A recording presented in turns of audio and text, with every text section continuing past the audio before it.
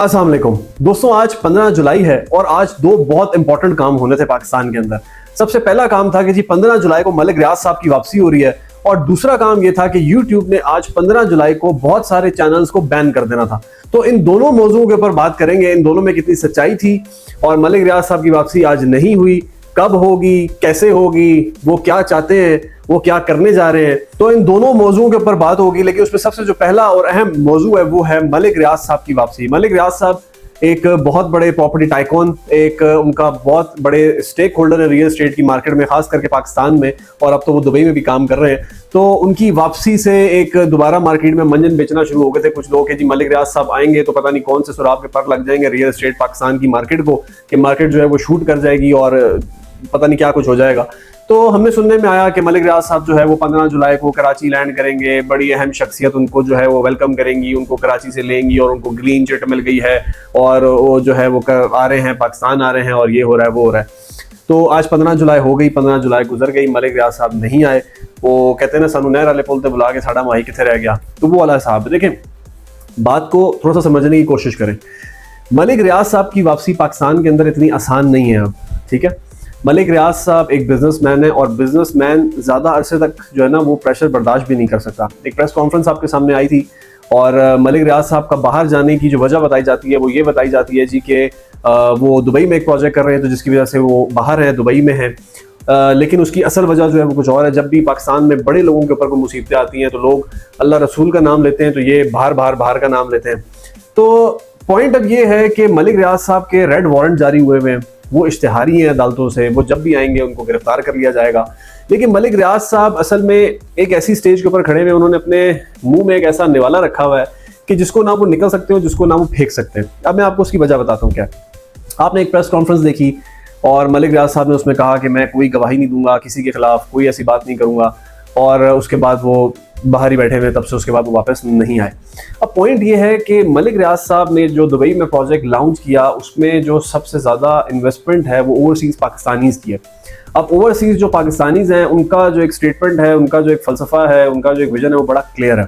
तो अगर मलिक रियाज साहब उनको नाराज़ करते हैं ओवरसीज़ पाकिस्तानीज़ को, तो उनका बिजनेस जो है वो ख़तरे में है, और अगर मलिक रियाज साहब पाकिस्तान को नाराज़ करते हैं तो उनका फ्यूचर ख़तरे में है। तो एक पॉइंट ये है कि वो एक ऐसी जगह के ऊपर स्टक है कि जब तक वो मसला हल नहीं होगा 190 मिलियन पाउंड वाला, जब तक वो केस किसी करवट नहीं बैठेगा, तो मलिक रियाज साहब का पाकिस्तान आना मुझे जो है वो नज़र नहीं आता। मेरी एक अपनी प्रेडिक्शन है, एक अपना एनालिसिस है, मैं गलत हो सकता हूँ, लेकिन मैं एज ए बिजनेसमैन जब मैं सोचता हूँ बिजनेस स्ट्रैटेजीज और प्रैक्टिसेस को, तो मुझे लगता है कि उनके लिए अभी थोड़ी सी प्रॉब्लम्स है। लेकिन nobody knows what will be happen in Pakistan, कुछ भी हो सकता है पाकिस्तान के अंदर। लेकिन मलिक रियाज साहब के पाकिस्तान आने या ना आने से बहरिया टाउन की प्रॉपर्टी के ऊपर या पाकिस्तान की प्रॉपर्टी के ऊपर कोई इतना मेजर फर्क पड़ना नहीं है, क्योंकि प्रॉपर्टीज़ पे जो फर्क पड़ा हुआ है वो गवर्नमेंट पॉलिसीज़ की वजह से पड़ा हुआ है। अभी ये बजट इंप्लीमेंट हुआ है जुलाई के, हम अभी 15 डेज गुजरे हैं, तो अभी लेट्स सी आने वाले टाइम के ऊपर मेरी जो प्रेडिक्शन है as a realtor, as a developer, मुझे ये लगता है कि आने वाला टाइम बेहतरी का टाइम है रियल एस्टेट के अंदर। तो ये लोग जो आपको मंजन बेचते हैं एकदम से कि मलिक रियाज साहब आ रहे, प्लॉट ले ले, बाइंग कर ले, हमारे फिर ये रेट रिवाइज हो जाएंगे और ये हो जाएगा वो हो जाएगा, तो इस तरह के मंजनों में ना आया करें, थोड़ी सी अपना एनालिसिस खुद किया करें। So this is actually the point about Malik Riyaz sahab. तो मलिक रियाज साहब इतनी जल्दी मुझे पाकिस्तान में आते हुए नजर नहीं आ रहे। अगर उनके अंदर कोई हिम्मत ताकत आ गई कि मैं पाकिस्तान जाता हूं और जो मेरे ऊपर केसेस हैं मैं उनको फेस करता हूं, तो फिर तो एक अलग सिनेरियो, वो तो फिर कल ही आ सकते हैं।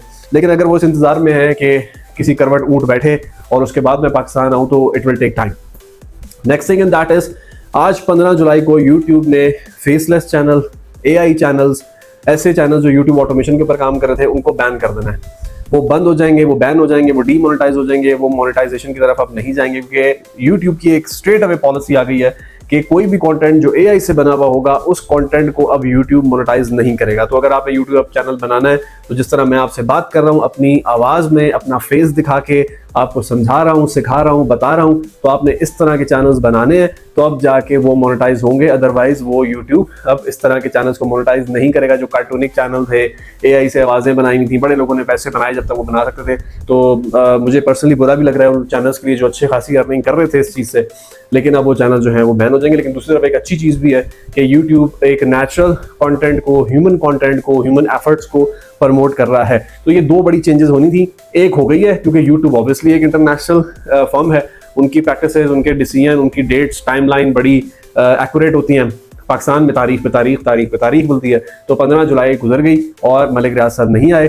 फाइनली इस चैप्टर इज क्लोज कि वो तब तक पाकिस्तान मुझे आते नजर नहीं आ रहे जब तक उनके मामला दुरुस्त नहीं होंगे।